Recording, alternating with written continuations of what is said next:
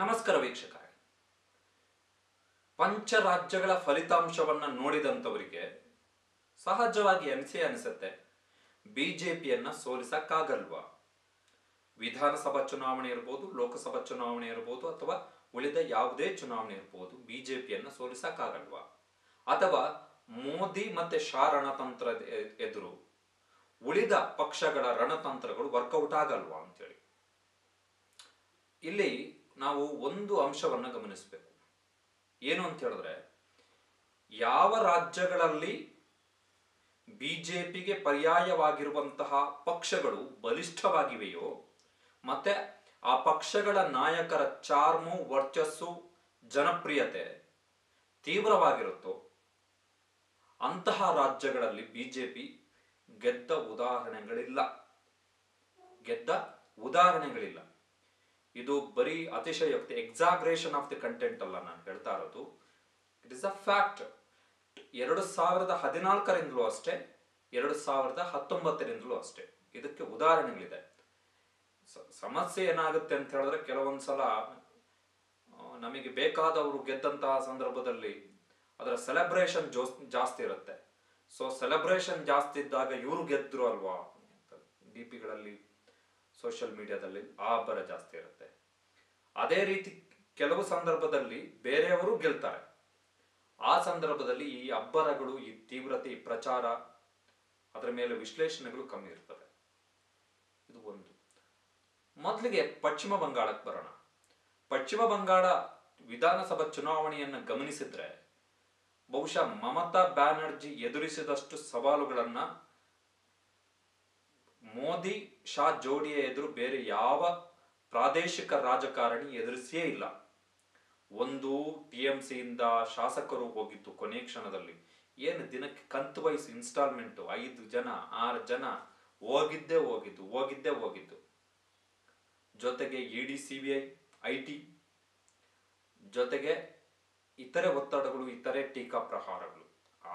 ಪಶ್ಚಿಮ ಬಂಗಾಳದ ಚುನಾವಣಾ ಅಬ್ಬರವನ್ನು ನೋಡಿದ್ರೆ ಮುಗೀತು ದೀದಿ ಅನ್ನುವ ಲೆಕ್ಕಾಚಾರಕ್ಕೆ ಬಂದಿದ್ರು. ಬಟ್ ಪಶ್ಚಿಮ ಬಂಗಾಳದಲ್ಲಿ ಏನಾಯ್ತು ಪರಿಸ್ಥಿತಿ? ಬಿಜೆಪಿ ಜಾಸ್ತಿ ಆಯ್ತು, ಇಲ್ಲ ಅಂತಲ್ಲ. ಎಷ್ಟು 76 ಸೀಟನ್ನು ಅವ್ರು ಪಡ್ಕೊಂಡ್ರು ಎಲ್ಲಿ? ಪಶ್ಚಿಮ ಬಂಗಾಳದಲ್ಲಿ. ಬಟ್ ಅಧಿಕಾರಕ್ಕೆ ಬಂದಿದ್ಯಾರು? ಹೇಗೆ ದೀದಿ. ಅದು ಏನು? ಮ್ಯಾಸಿವ್ ಮೆಜಾರಿಟಿಯೊಂದಿಗೆ 200ಕ್ಕೂ ಹೆಚ್ಚು ಸೀಟುಗಳನ್ನು ಗೆದ್ದು ಪಶ್ಚಿಮ ಬಂಗಾಳದಲ್ಲಿ ಮತ್ತೆ ಮಮತಾ ಬ್ಯಾನರ್ಜಿ ಅಧಿಕಾರಕ್ಕೆ ಬರ್ತಾರೆ. 200ಕ್ಕೂ ಹೆಚ್ಚು ಸೀಟುಗಳನ್ನು ಗೆದ್ದು. ಆಮೇಲೆ ಈ ವಿಧಾನಸಭಾ ಚುನಾವಣೆ ಆದ ಬಳಿಕ ಯಾರೆಲ್ಲ ಬಿಜೆಪಿಗೆ ಹೋಗಿದ್ರಲ್ಲ ಅವರೆಲ್ಲ ಒಬ್ಬೊಬ್ಬರೇ ಟಿಎಂಸಿಗೆ ಬಂದು ಜಾಯ್ನ್ ಆದ್ರು. ಇದು ಪಶ್ಚಿಮ ಬಂಗಾಳ. ಅಂದ್ರೆ ಯಾವ ರಾಜ್ಯದಲ್ಲಿ ಪ್ರಾದೇಶಿಕ ನಾಯಕರು ಬಲಿಷ್ಠರಾಗಿರ್ತಾರೋ ಮತ್ತೆ ಆ ಪ್ರಾದೇಶಿಕ ಪಕ್ಷ ಅಥವಾ ಬಿಜೆಪಿಗೆ ಪರ್ಯಾಯವಾದಂತಹ ಪಕ್ಷ ಆ ರಾಜ್ಯದಲ್ಲಿ ಬಲಿಷ್ಠವಾಗಿರುತ್ತೋ ಅಂತಹ ಪಕ್ಷಗಳ ಎದುರು ಬಿಜೆಪಿ ಆಗಲಿ ಅಥವಾ ಮೋದಿ ಶಾ ಅವರ ಚುನಾವಣಾ ರಣತಂತ್ರಗಳು ಅಷ್ಟು ಸುಲಭದಲ್ಲಿ ಫಲಿಸಿಲ್ಲ. ತಮಿಳುನಾಡು ಅದು ಅಷ್ಟೇ. ಏಕೇನಬ್ಬರ. ನಮ್ಮ ಸಿ.ಟಿ. ರವಿ ಅವರು ಉಸ್ತುವಾರಿ ಬೇರೆ ವಹಿಸ್ಕೊಂಡಿದ್ರಲ್ಲಿ. ತೇಜಸ್ವಿ ಸೂರ್ಯ ಹೋಗಿ ಭಾಷಣ ಮಾಡಿದ್ರು, ಅಣ್ಣಾಮಲೈ ಎಲ್ಲ ಇದ್ರು. But what happen to in Tamil Nadu? BJP 4 ಸೀಟನ್ನು ಪಡ್ಕೊಳ್ತು ತಮಿಳುನಾಡಲ್ಲಿ. ಅಧಿಕಾರಕ್ಕೆ ಬರಲಿಲ್ಲ.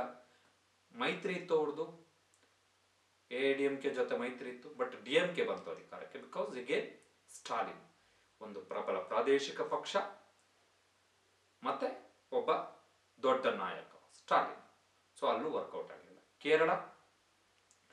ಕೇರಳದಲ್ಲಿ 1 ಸೀಟ್ ಇತ್ತು ಬಿಜೆಪಿಗೆ. ಆ ಸೀಟನ್ನು ಕೂಡ ಕಳ್ಕೊಂಡ್ರು. ಮೆಟ್ರೋ ಮ್ಯಾನ್ ಶ್ರೀಧರನ್ ಅವರನ್ನು ಕರ್ಕೊಬಂದು ನಾವು ಸಿಎಂ ಮಾಡ್ತೀವಿ ಅಂದ್ರೆ ಮೆಟ್ರೋ ಮ್ಯಾನ್ ಶ್ರೀಧರನ್ನ ಠೇವಣಿ ಕಳ್ಕೊಂಡು ಕೊನೆಗೆ ರಾಜಕೀಯ ನಿವೃತ್ತಿಯನ್ನು ಘೋಷಿಸುವ ಸಂದರ್ಭದಲ್ಲಿ ಹೇಳಿದ್ರು, ನಾನು ಯಾಕಾದ್ರೂ ರಾಜಕೀಯಕ್ಕೆ ಬಂದೇನಪ್ಪ ಅಂತ ಅನಿಸ್ತು ಅಂತೇಳಿ ಹೇಳಿದ್ರು. ಇಲ್ಲಿ ಕೇರಳದಲ್ಲಿ ಬಿಜೆಪಿ ಬರಲಿಲ್ಲ. ಪಿನರಾಯಿ ಬೌನ್ಸ್ ಬ್ಯಾಕ್ ಆದ್ರು, ಮತ್ತೆ ಸೆಕೆಂಡ್ ಟರ್ಮಿಗೆ ಬಂದ್ರು. ಕೇರಳದ್ದು ಗೊತ್ತೇ ಎಲ್ರಿಗೂ. ಕೇರಳದಲ್ಲಿ RSS ಎಷ್ಟು ಆಕ್ಟಿವ್ ಇದೆ ಅಂತೇಳಿ ಎಲ್ರಿಗೂ ಗೊತ್ತು. ಬಿಜೆಪಿ ಎಷ್ಟು ಆಕ್ಟಿವ್ ಇದೆ ಕೇರಳದಲ್ಲಿ ಅಂತ ಗೊತ್ತು. ಬಟ್ ಕೇರಳದಲ್ಲಿ ಬಿಜೆಪಿ ಅಧಿಕಾರಕ್ಕೆ ಬರ್ಲಿಕ್ಕೆ ಆಗ್ಲಿಲ್ಲ. ಶಬರಿಮಲೆ ವಿವಾದ ಬಂತು. ಆ ವಿವಾದ ಶಬರಿಮಲೆ ಯಾವ ಕ್ಷೇತ್ರಕ್ಕೆ ಬರುತ್ತೋ ಆ ಕ್ಷೇತ್ರದಲ್ಲೇ ಬಿಜೆಪಿಯವರು ಸೋತ್ರು. ಅಲ್ಲಿ ಗೆಲ್ಲಿಲ್ಲ ಅವರು. ಇದ್ದ 1 ಸೀಟನ್ನು ಕಳ್ಕೊಂಡ್ರು ಕೇರಳದಲ್ಲಿ. ಏಕೆ? ಬಿಕಾಸ್ ರೀಸ್ನಲ್ಲಿ ಇನ್ನೊಬ್ಬ ಸ್ಟ್ರಾಂಗ್ ಲೀಡರ್ ಒಂದು ದೊಡ್ಡ ಪಕ್ಷ, ಒಂದು ದೊಡ್ಡ ಒಕ್ಕೂಟ, ಪರ್ಯಾಯವಾಗಿ ಬಿಜೆಪಿಗೆ ನಾನು ಹೇಳ್ತಾ ಇರೋದು. ಸೊ ಅಂತ ಅಲ್ಲಿ ನಡೆದಿಲ್ಲ. ಒಡಿಸ್ಸಾದಲ್ಲಿ ನವೀನ್ ಪಟ್ನಾಯಕ್, ಅಲ್ಲೂ ಮೋದಿ ಶಾ ರಣತಂತ್ರಗಳು ನಡೆಯಲಿಲ್ಲ. ಅಲ್ಲಿ ಬಿಜೆಪಿ ಅಧಿಕಾರಕ್ಕೆ ತರಲಿಕ್ಕೆ ಸೀಟ್ ಇಂಪ್ರೂವ್ಮೆಂಟ್ ಬೇರೆ. ಸೀಟ್ ಇಂಪ್ರೂವ್ಮೆಂಟ್ ಲೆಕ್ಕಾಚಾರಕ್ಕೆ ಹೋದ್ರೆ ನಿಮಗೆ ಉತ್ತರ ಪ್ರದೇಶದಲ್ಲಿ ಸಮಾಜವಾದಿ ಪಕ್ಷದ 2.5 ಪಟ್ಟು ಸೀಟ್ ಇಂಪ್ರೂವ್ಮೆಂಟ್ ಆಗಿದೆ. We can't say it as a win unless they come to power. ಅಧಿಕಾರಕ್ಕೆ ಬರದ ಹೊರತು ಅದನ್ನ ವಿಜಯ ಅಂತೇಳಿ ಪರಿಗಣಿಸಕ್ಕಾಗಲ್ಲ. ಒಡಿಸ್ಸಾ, ಆಂಧ್ರ ಪ್ರದೇಶದಲ್ಲಿ ಟಿಡಿಪಿ ಮತ್ತೆ ಬಿಜೆಪಿ ಅವರ ಮೈತ್ರಿ ಇತ್ತು, ಕೊನೆಗೆ ಮೈತ್ರಿ ಮುರಿದುಕೊಂಡ್ರು. ಬಟ್ ಯಾರು ಬಂದ್ರು ಅಲ್ಲೂ ಕೂಡ ಅಬ್ಬರದ ಪ್ರಚಾರ ಆಯ್ತಲ್ಲ. ಎಗೇನ್ ಜಗನ್ ಬಂದ್ರು, YSR ಕಾಂಗ್ರೆಸ್. ತೆಲಂಗಾಣ ಅಲ್ಲೂ ಕೂಡ ಯಾರು ಬಂದ್ರು? KCR, ಎಗೇನ್ ದ ರೀಜನಲ್, ದೊಡ್ಡ ಪ್ರಾದೇಶಿಕ ಪಕ್ಷ, ದೊಡ್ಡ ನಾಯಕ. ಆಂಧ್ರ ಪ್ರದೇಶ ದೊಡ್ಡ ಪ್ರಾದೇಶಿಕ ಪಕ್ಷ, ದೊಡ್ಡ ನಾಯಕ. ಇದಿಷ್ಟು ಪ್ರಾದೇಶಿಕ ಪಕ್ಷಗಳ ಕತೆ ನಾನು ಹೇಳ್ತಾ ಇರೋದು ನಿಮಗೆ. ಎಲ್ಲಿ ರೀಜನಲ್ ಸತ್ರಪಾಸ್ ಸ್ಟ್ರಾಂಗ್ ಇದ್ದಾರೆ ಅಲ್ಲಿ, ರೀಜನಲ್ ಬಿಜೆಪಿಗೆ ಪರ್ಯಾಯವಾದಂತಹ ಪಕ್ಷಗಳು ಎಲ್ಲಿ ಸ್ಟ್ರಾಂಗ್ ಇದಾವೆ ಅಲ್ಲಿ ಬಲಿಷ್ಠ ನಾಯಕರು ಇದ್ದಂತ ಸಂದರ್ಭದಲ್ಲಿ ಮೋದಿ ಶಾ ಚುನಾವಣಾ ತಂತ್ರಗಳು ನಡೆದಿಲ್ಲ. ಒಂದು, ಲೆಟ್ಸ್ ಕಮ್ ಟು ಇತರ ಕೆಲವು ರಾಜ್ಯಗಳಿಗೆ ಬರೋಣ. ಉದಾಹರಣೆಗೆ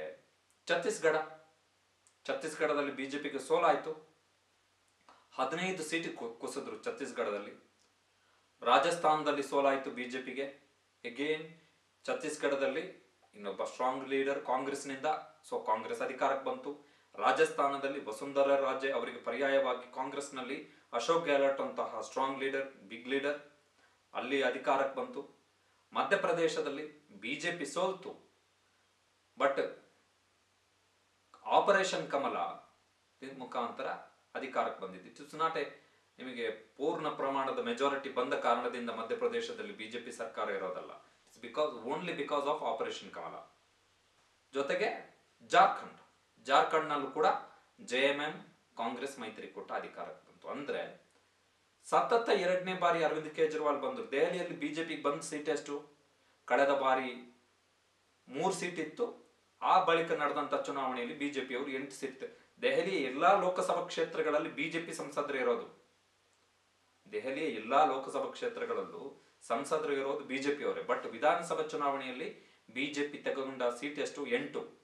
ಅದಕ್ಕಿಂತ ಹಿಂದೆ 3 ಇತ್ತು, 5 ಜಾಸ್ತಿ ಆಯ್ತು, 8ಕ್ಕೆ ಸೀಮಿತ ಆಯ್ತು. ಅಂದ್ರೆ ಎಗೇನ್ ಕೇಜ್ರಿವಾಲ್, ಎಗೇನ್ ಅಲ್ಲಿನ ಪ್ರಾದೇಶಿಕ ಪಕ್ಷ ಆಮ್ ಆದ್ಮಿ ಪಾರ್ಟಿ.